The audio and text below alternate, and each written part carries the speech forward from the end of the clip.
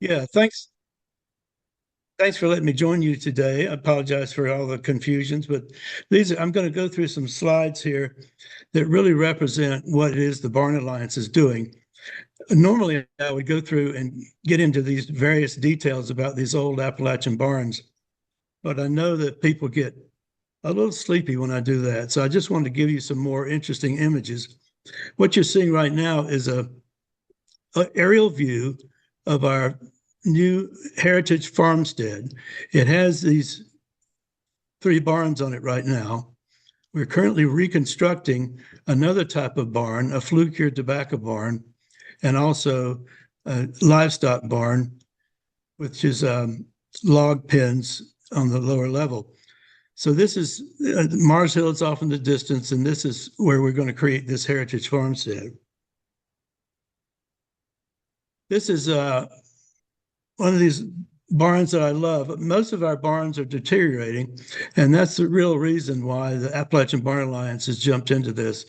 We have over 20,000 barns in Madison County, and many of them pretty much look like this. Here's another one.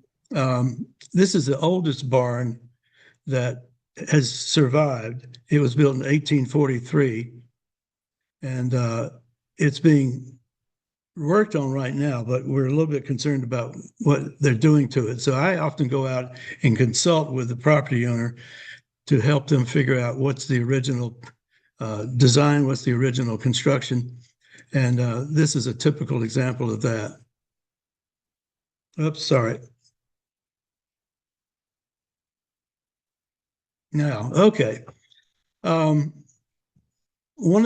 This is the classic Appalachian livestock barn. It's a bank barn, which means that if you see over to the left, the grass goes up to the upper level of the loft, and that was to allow wagons and animals to get up there to unload hay and other things. So it's a bank barn. It runs into the bank, and most of these big old livestock barns in Madison County are that type because we've got everything is a hill here, so it's very easy to create a bank barn. And you see the loft level. Is there a pointer, Michael? Taylor, we can see your cursor on there, so you can just use the cursor to You point. can. Oh, terrific. Okay, so this is the main hay loft, and the tradition here is to side it with this lattice work so that the hay gets a lot of airflow and stays in season. Now, the upper part is just a continuation of that. There's some of these barns that'll have hay in there all the way up to almost up to the ridge. On the lower level here, you see these what we call log cribs. They're built like a log cabin, and these are where the animals stay at night. Every now and then they'll keep a milk cow in there at night, but milk cows apparently don't like these things, so they have another place for the milk cow. How about you guys ask me questions as we go? That way I know more about what's on your mind. So you see, it's a vertical siding on the upper part here. Again, lattice on that upper vent. Now the roofing material was always split wood shingles, and back in about 1915, metal roofing came available, and they began to use it on there, and they replaced the split oak shingles. Any questions on that?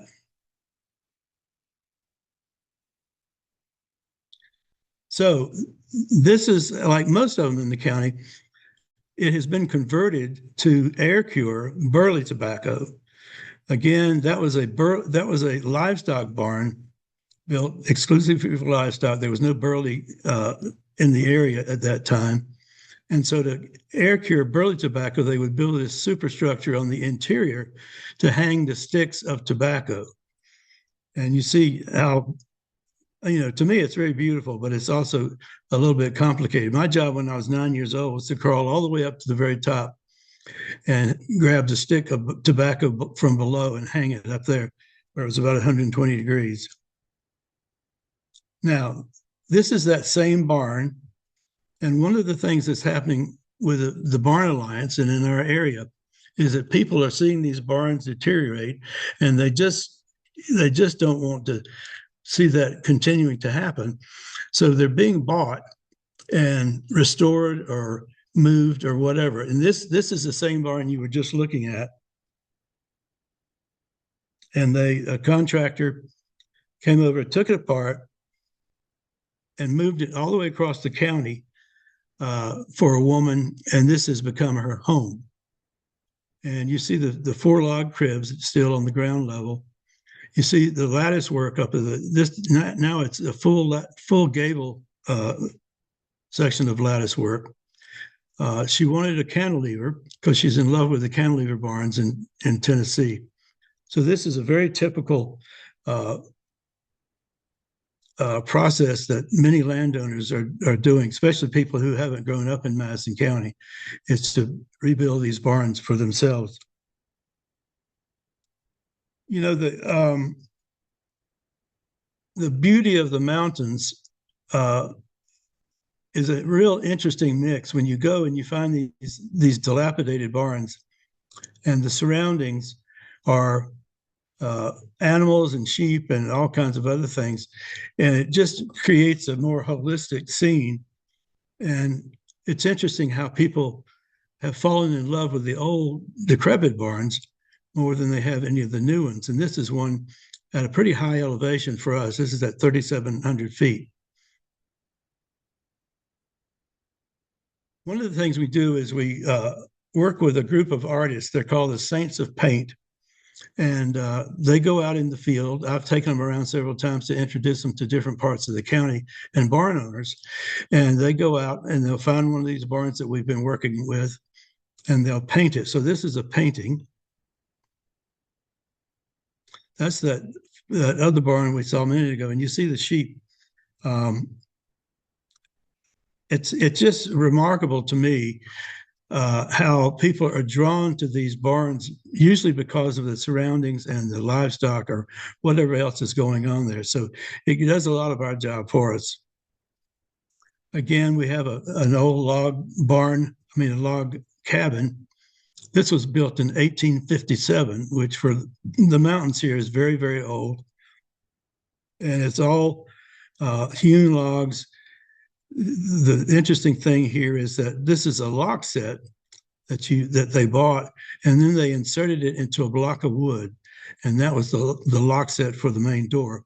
You have your hand wrought hinges here, and this is on one of our premier farms with all kinds of other remarkable buildings.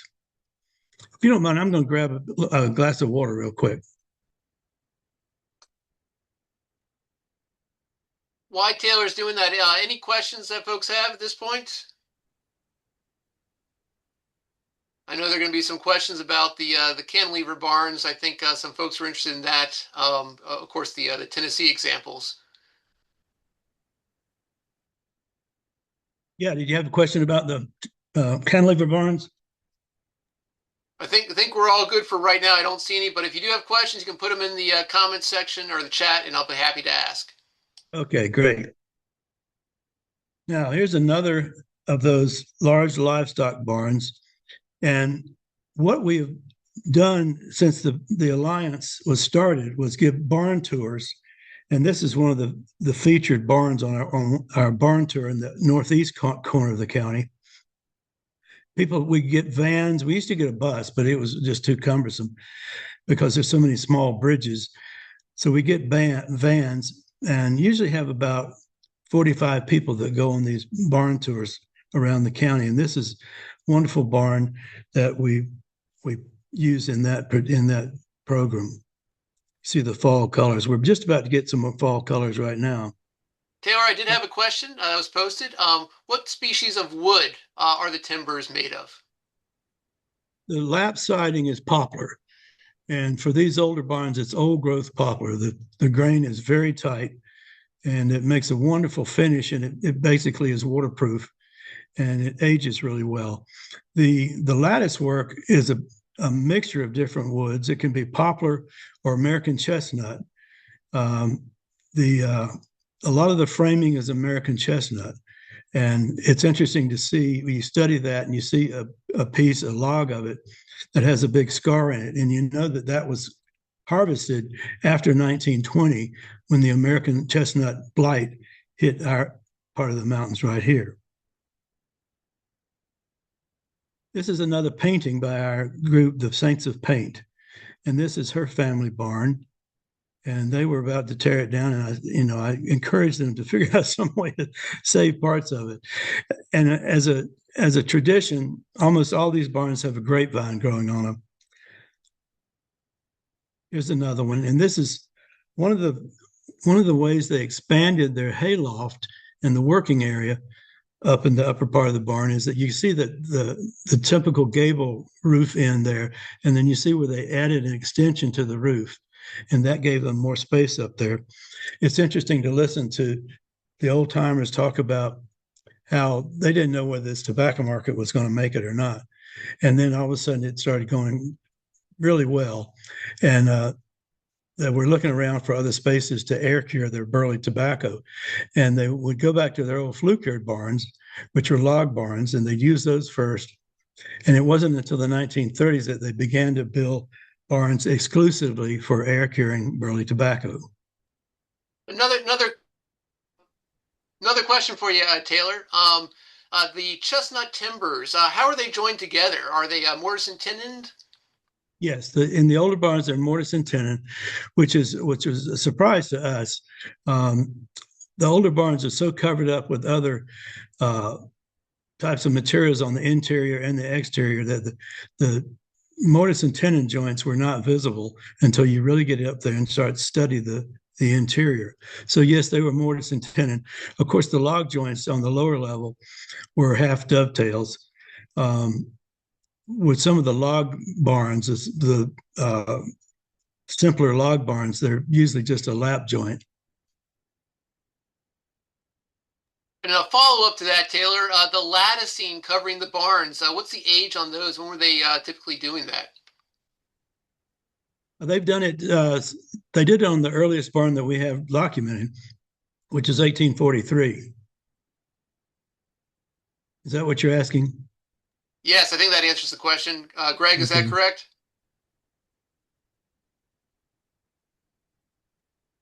All right. I think we're good there, Taylor. Yeah, so here's an example of some of the mortise and tenon joinery.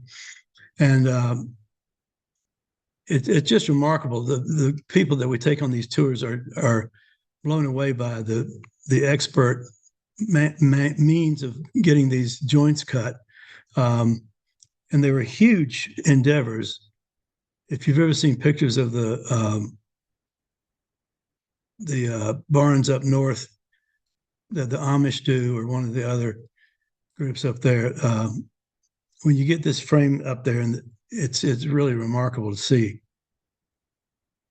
Now, there's the other type of barn in the mountains, which again, when I moved to the mountains, and this is the type of barn that I worked in when I was a kid. And Taylor, sorry to interrupt. One last question while we transition over to the logs. And that was why the orientation of the lattice being diagonal rather than, say, vertical and horizontal. Well, and this is an example where it's vertical and horizontal, but it's the only one of two examples out of 150 barns that did it this way. You know, the builders had a natural sense that diagonals were strengthening the structure. And so they began to use the lattice on diagonal. Now, this structure was, this was 140 years old anyway, and it's done really well without the diagonal lattice. But the lattice really, let me see if I can get back to that. Yeah, you see the lattice, it's like putting in a diagonal brace, except you're putting in hundreds of them, and it works together as one system. So the other type of barn that I thought had disappeared in the mountains, and I would talk to older farmers and ask them about flue-cured tobacco, and they would tell me that they never had flue-cured tobacco in the mountains, and that was really odd to me because I'd seen some of these off at a distance. and began to look into it. And only the farmers that were still living had outlived this whole fluke-cured phenomenon, which ended in about 1920. So it was very exciting to discover these on a number of more remote farms. And it is basically a cubicle log barn where in the original would have all the spaces between the logs chinked with clay and slices of wood. And we're repairing this barn for one of the folks there. And it was very educational for all of us to see exactly how this barn was built. It is very difficult to find straight trees in the mountains. And so it took a long time to find the correct trees for this. But this is a flue-cured barn. Flue-cured means that they would heat the barn. They would have on the backside, they would have on each corner, they would have a rock furnace. And they would get the rocks hot and keep them hot for about 2 weeks. And it would dry the tobacco leaves out. And so it's called flue-cured, with the flue being the metal chimney that went back outside. And Taylor, question for clarification, and I like this picture, but the previous barn looked like it had multiple purlins. Is that correct? Yes. Yeah, those are the traditional purlins. Now, once sawmills became more available, they began to do that with sawn lumber. But it's always good to see the original round purlins. I have a great job every time I go out on one of these farms. Not every time, but I'm often joined by one of the animals. And this horse, who was named Streak, was really curious in what I was doing. It would come over and put its chin on my shoulder. But this was another flue-cured barn. And if you look over here at the end, see, these are the poles that they would hang, horizontal poles they would hang the sticks of tobacco on. With the flue-cured barns, they just hang bunches of leaves. So the leaves would span from about this tier pole down to this one, and the sticks would be horizontal. With the burley barns, they hang a stick of the entire stem of the burley tobacco. And so it's a very different spacing on those. We'll see some other pictures of those in a second. Yeah, here's another one of these beautiful scenes. It's easy to go out there and work because it's always so beautiful. The cows are always interested too. We try to document as many of the construction methods as we can. And surprisingly, most of them are still intact. But this barn was well over 100 years old, probably 130 years old. And I try to get photographs of all the little nooks and crannies and the various details. So this is a classic lap joint for the sill. Again, here's the half dovetail log joint. This is the interior corner of a log stall or animal stall. And you see the saying was you have to get that joint so tight that you can't slip a piece of paper in it. And this barn did a really good job of that. This timber you see up here across the crib, that was 36 feet long, and it was hewn out of one tree. And this one up here was the same. So imagine felling a tree, and it would be an old growth tree, very dense grain, felling it and getting it hauled to the barn site, and then getting it up on a low sawhorse and hewing it square. It was just remarkable that they could do that. Of course, they had a lot of people helping, and no power tools whatsoever. So it just fascinates me that these building methods work so well for them. Now, this is a flue-cured barn, and about 6 years ago, it had all these other buildings attached to it, and you couldn't really see the original barn on the interior. And we had a big windstorm, and it blew those attachments off. And I looked over there and I said, that is a flue-cured barn. I had no idea it was there. It's right on the edge of Mars Hill.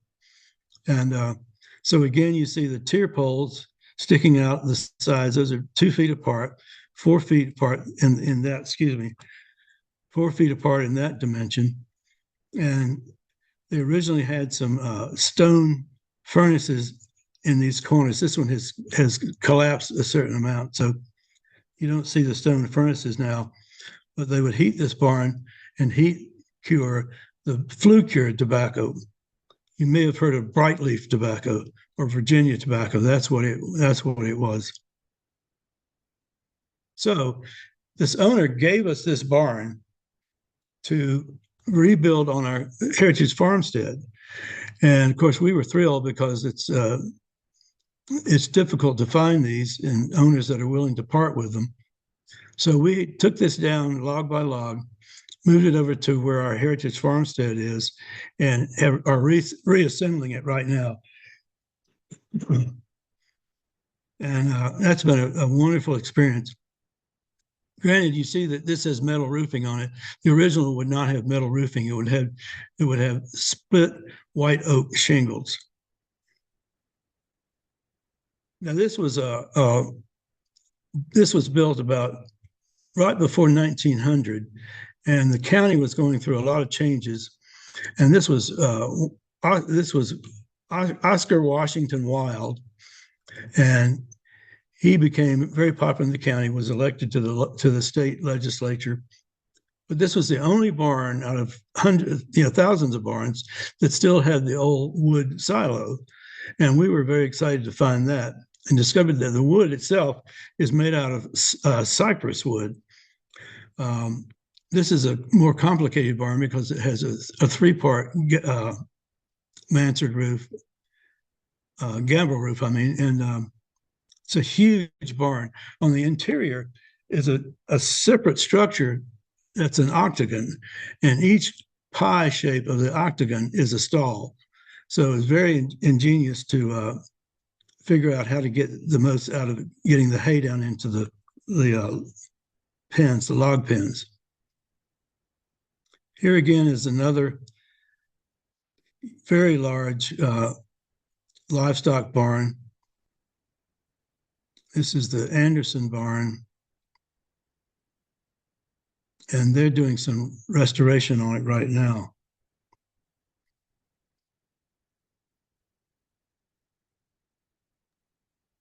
Taylor, I think there's a question about how do you identify the wood species as cypress? Well, I grew up using cypress myself, so I knew what the grain and what the texture of it was. Most people would have to get a forester or find some way to look it up. But I saw that, and actually the owner, no, it wasn't an owner, it was one of the neighbors said it was made out of cypress. They had a windstorm and it blew it kind of cockeyed, and I hated to see it gone, so I helped the owner get a grant to restore it. And instead of restoring it, he decided to build a fence around the farm anyway. So the silo is completely gone now. But this is a farm where I lived until 5 years ago. And let's see, can this box be moved? Yeah. Okay. So in my barn there, it was a classic livestock barn. You still see the wood shingles. This was taken in about 1930. You see the old pickup truck there, and there's another one. That's a coop down here.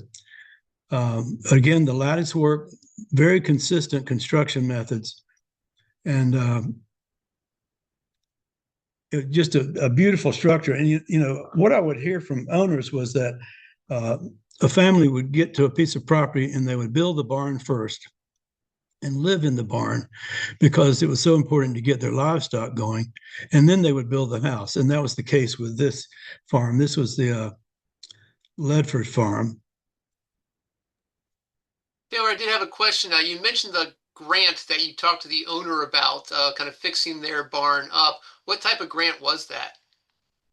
It was from our natural resources division of state government, and it was administered through them, but it actually, the grant came from the Travel and Tourism Development Authority for the state. This is that same barn after it snowed, and you can imagine how hard it was for me to leave that place. So this is Stokes Ledford, and he's the guy that had that farm and built that barn. And the Ledford family is one of the oldest in the county. Here again, you see the weathered lattice work. And it's, these barns are, most of the families that own this property are not that well off. And so to put money into repairing these barns is very rare. The barns that have been restored are restored by people from outside the area. But in a way, this makes a kind of a gestalt that is very beautiful. Here is another workshop that we do. We offer barn tours to photographers. And this is one of our most popular workshops. And we'll go out and spend a day, and they take pictures. And then the next morning, we'll get together and they'll show what their favorite photos that they got. So a rare example of hay bales. Baling hay is getting very difficult to find. Here's looking up through the structure of the barn. And again, these horizontal members are what you hang the sticks of burley tobacco from, and they hang all the way down to this lower level.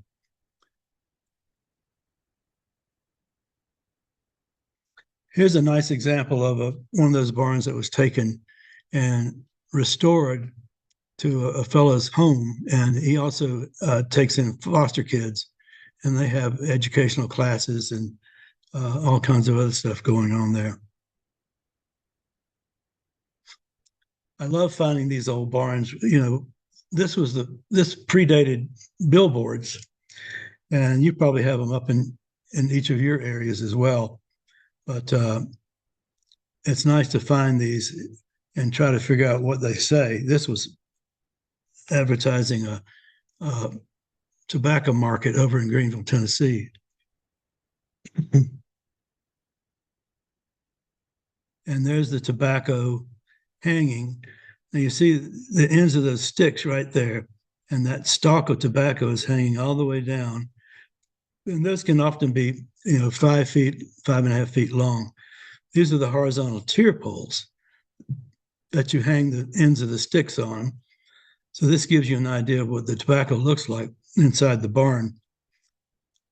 The burley tobacco was hung green, the whole stem, and for burley, it has so much moisture in it, it takes it probably a couple of months to cure.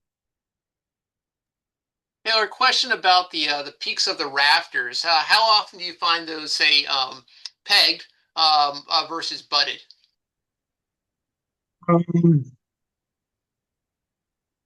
We have found, I can count on the fingers of one hand the ones we have found pegged. It's just, as soon as they got nails became available, they began butting them and using nails. I'm trying to think of where the one that had the pegs in it, but it's pretty uncommon to find the pegs. Now this is this was the son of that George Washington Wild fellow who built that big gambrel roof barn. He was a traveling salesman, and he would travel around East Tennessee and Western North Carolina and sell his goods. They were called drummers, and they would sell and trade just about anything you can imagine that he could get on his truck.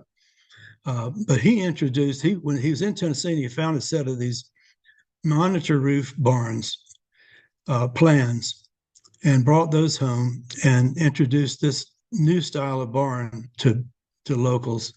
And the way it works is, the cool air comes in from below and it rises up, and this becomes a chimney. It has a chimney effect up here. and very efficient in getting the tobacco cured. So inside here, again, you have those long tier poles, and they would hang the burley tobacco. Here you have a corn crib. Now, this normally, when I'm out looking for an important barn to document, I would normally skip a barn like this. For one thing, it's in great shape, and I know that it's relatively modern, but it's so rare in Madison County to have a huge dairy barn like this. So I had to get involved with the owner and document it. But this was built by Homer Reeves in 1953, which is the most modern barn that we've worked with. And very, very exciting to work with this. And by this time, they were pouring concrete silos. Taylor, a question about the monitor barn again, if you can go back maybe 2 slides. It seems to be a popular one to look at. And the question here is that are there openings under the upper eave in these monitor barns? Yes, it's lattice work. Yeah, the upper eave, this is all just lattice work across there. And then, of course, you have it on the gable end.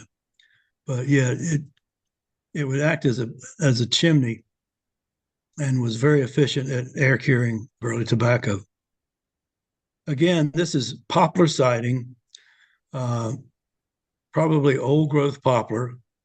The boards were they felt like, after they were sewn, they felt like leather or satin, and this wonderful finish on them. And of course, down below, you have the animal stalls made of logs.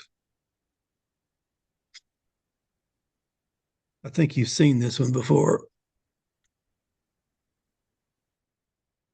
All right. Well, any other questions on that? If you've got questions, want to ask those, you can either kind of do that icon in the talk. You can put in the chat, or you're free to unmute yourself and ask away. Although if we have so many questions, that might get a little cumbersome here. But do we have any folks with additional questions for Taylor while we've got him here? I have a question. Right, Greg? Yeah. You said before, if I heard you right, that you've determined essentially that there's 20,000 barns in Madison County? Well, that's what my board members tell me, the number that I can use, but it's really more than 30,000. When we started that's extraordinary. It is, but when you drive around these mountain roads, you're seeing barns everywhere you go. And I did a survey. I did 2 surveys because I couldn't believe the first one.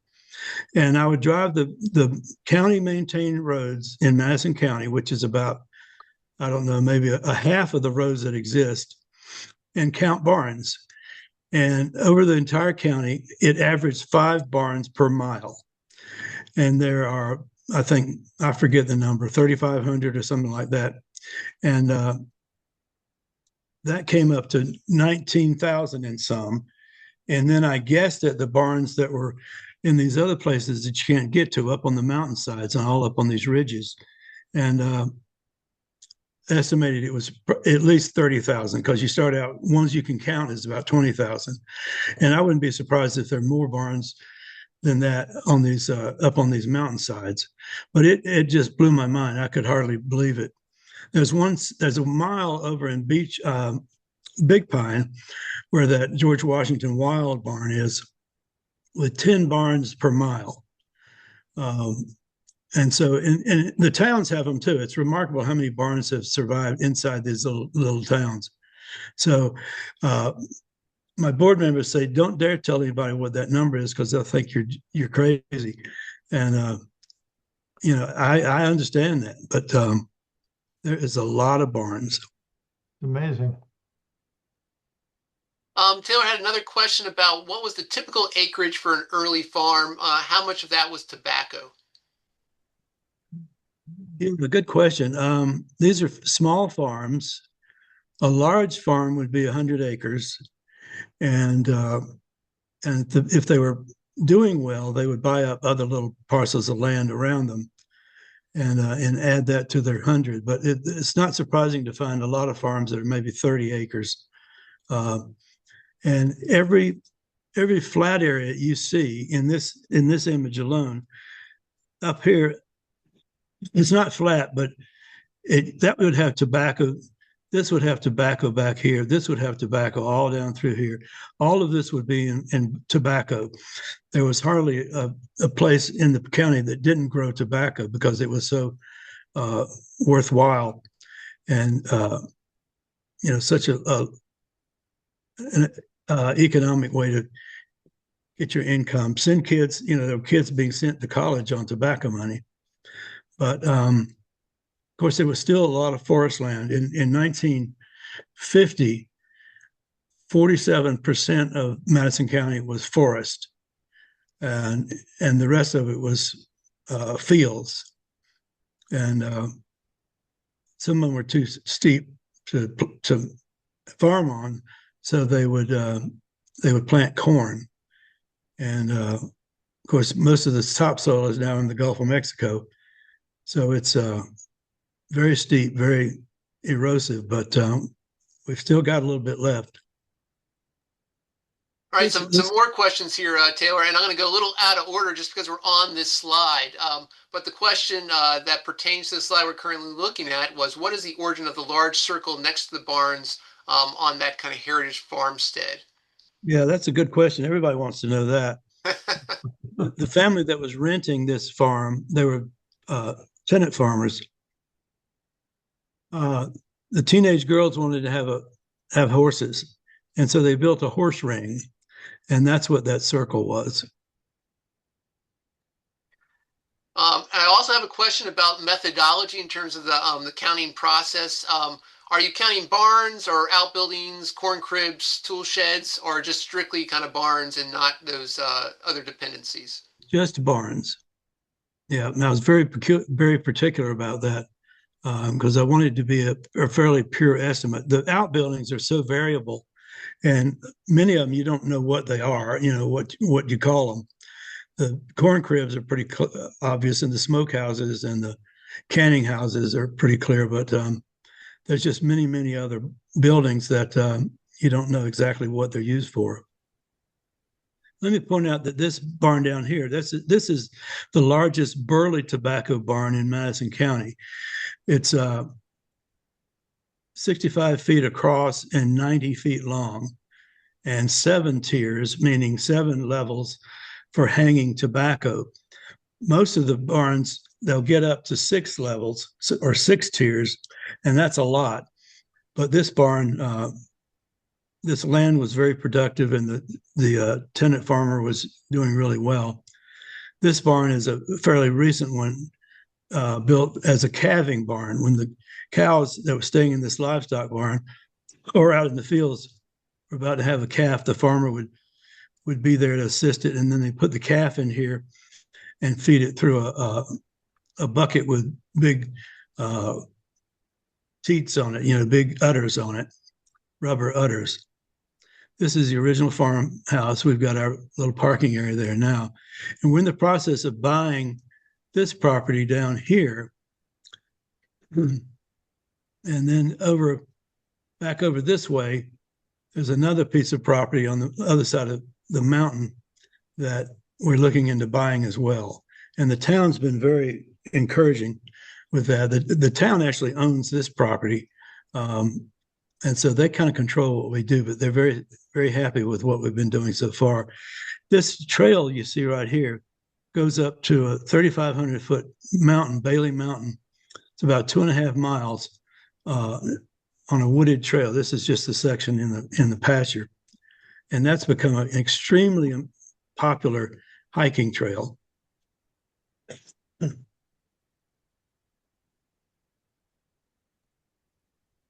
Any other questions for Taylor?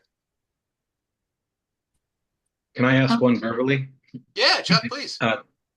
Taylor, when the buildings that are repurposed to be other things, are they normally done at the same place that they existed, or are they mostly moved? They normally are done where they were built, if they're in good enough shape. It just depends upon the footings and the footers and the sills, the wood sills and the posts.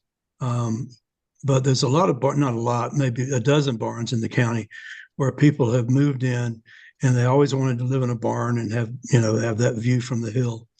And I've done some beautiful things with it. Now, the one I showed tonight was that all that wood was moved all the way across the county about 25 miles and then built up on the side of a mountain. And she uses it for nonprofit events and all kinds of other good stuff. Were you able to witness how they did that? Did they take every stick apart? Oh yeah, they took every nail out. I mean, it was amazing. It was a crew of 3 guys, and they started taking it apart and stacking all the materials in piles. And I remember seeing them up there, up on this big timber frame with their legs hanging off, pulling nails out of the boards. I just knew they were going to fall, but it was. So was that one mortise and tenon together? Yeah. Which one? The one I'm talking about? Yeah. Yes, that's mortise and tenon. So did they have to lower vents to get them apart? Yeah, they had to. If they had the mortise and tenon joint accessible, they had to make it accessible, and then they would start popping out the pegs, and there's a few that have wedges, but the nails I was talking about were attaching the boards to the roof, right, and other boards. Okay, thank you. Yeah, thank you. Couple others that have questions have come up in the comments here. You mentioned you were working on a heritage farmstead. What is a heritage farmstead? A designation, a museum? So maybe a little clarification on that. Yeah, good question. We want to demonstrate the heritage of farming in Madison County. Madison County was formed in 1854, and we want to be able to demonstrate how people lived, what kind of tools they used, what kind of crops they grew, and how all that evolved over time. Tobacco didn't come into Madison County until 1870, and that was the flue-cured tobacco that George Washington promoted, the Virginia tobacco, and that was about the time. Well, Lincoln had established the Department of Agriculture, and that was up and running. And after the Civil War, whoever was president then, I don't think it was Grant, it was the one after Grant, realized that the Southern farmers in particular were really suffering for loss of their buildings, loss. The men, many of the men were crippled, and the economy was just destroyed. And so they introduced this type of tobacco, a cash crop. And it was really the first cash crop that the county ever had. All the crops before that were traded. For example, they grew a huge amount of corn because, just west of this area was the French Broad River, which had along the side the Buncombe Turnpike. That was basically the interstate highway of the day for horses and stagecoaches and wagons, and they would drive herds of animals like sheep and cattle and goats and geese even to the markets in Charleston, South Carolina. So all of those animals had to stop usually about every 5 miles. That's about as far as they got during one day. And the property owner would have a big corral for the animals to go into, but he had to feed them. And so just about, I'm guessing most of the farmers in the area would grow corn and then haul it by wagon to they call them stock stands for keeping the stock at night. And there's wonderful, wonderful stories about the Buncombe Turnpike. I've created a board game for elementary school kids to help them learn all the different places along the French Broad River. Next question here. What percentage of loss is there when taking off and denailing the lattice work? So again, talking about kind of the moving or disassembling of these structures. that there might be a lot due to the breakage of poplar, old and brittle. Can you kind of give any insight into that? Yeah, it is significant. And a lot of them are already cracked from being there over the years and being hit by different things. I don't know what a percentage would be. They have to saw a lot of extra lattice to fill in the places where it's been damaged or been removed. But yeah, it's one of those, highly easily damaged members of the barn. Next question is, are there any old growth forests present in Madison County, and what trees? There are, and I spent 10 years of my life working for a nonprofit forest protection organization, and one of our goals was to document the remaining old growth forests in Western North Carolina. We found about 80,000 acres that was classified as old growth forest. Of course, that's just a drop in the bucket compared to all the rest of the forest there. And we were intent on protecting the rest of the old growth forest because one thing, it was becoming so rare. Plus, it's a great educational subject because today's foresters don't know what old growth forest is like. Madison County has some of that. Where I live, even though it's developed, it's a dense forest. And just to give you an example, when it was cut back about 1919, a lot of the new sprouts began to come up, and that created the forest that I live in right now. And I had to bring down a black cherry tree last year because it was leaning toward the house. And it fell. It was 39 inches in diameter at the butt. Whoa. Whoa. It was 100 feet tall and 100 years old. And the ground was so fertile. The whole mountain is covered in those cherry trees. Now, there's other species as well, but believe it or not, most are cherry trees. And it's this beautiful wood. And after I had it sawn into big natural edge planks, I used the rest for firewood, and it's wonderful to burn in your fire. Any other questions for Taylor? It's been amazing, Taylor.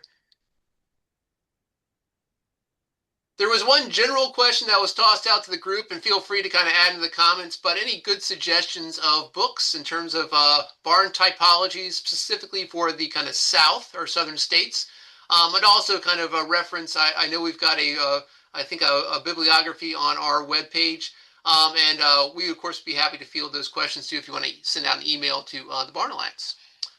But anything else? My favorite set of books is the Eric Sloan books, and they represent that period of time when our county was just getting started in the 19th century, and there was a lot of German influence on log building. The Scots-Irish didn't have log building; they had stone structures. They got here and they had to learn log building, and they would come to these hearth communities and learn from Germans and the Swiss and the Scandinavians that were there.